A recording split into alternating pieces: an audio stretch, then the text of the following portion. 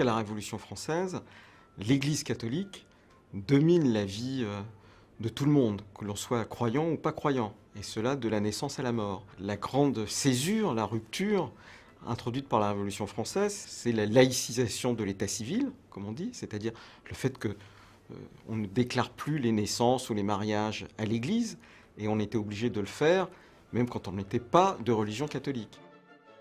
C'est vous qui allez déclarer. Individuellement, vous allez déclarer quoi? Que vous avez eu un enfant et que vous le reconnaissez. Ce n'est pas l'Église qui le reconnaît, mais c'est vous qui le reconnaissez devant un officier d'état civil. Et vous dites, moi, je veux créer un lien de droit avec mon conjoint ou ma conjointe.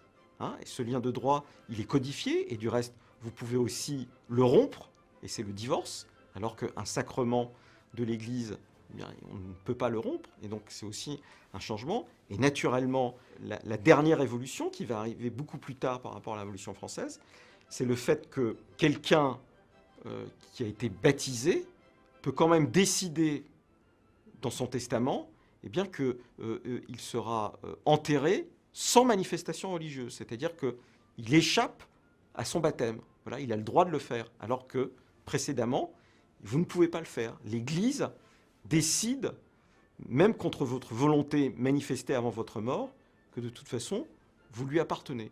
La laïcité française, c'est qu'on peut échapper à sa religion, si on le désire.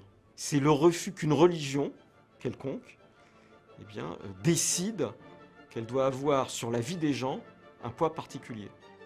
La place de Dieu en France, elle est à la fois individuelle et publique, mais elle ne peut jamais aller à l'encontre des lois votées par le Parlement.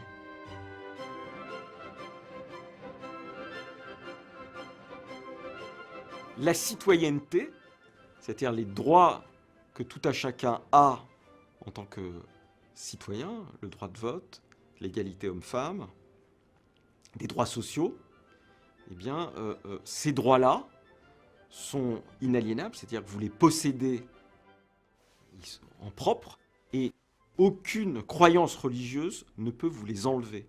Tout le débat autour de l'égalité homme-femme, eh bien, est synthétisé par le fait que aucun curé, aucun imam, aucun rabbin ne peut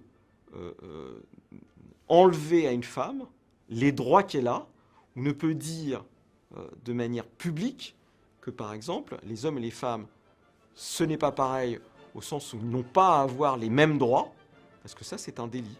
Tout discours discriminatoire est puni par la loi.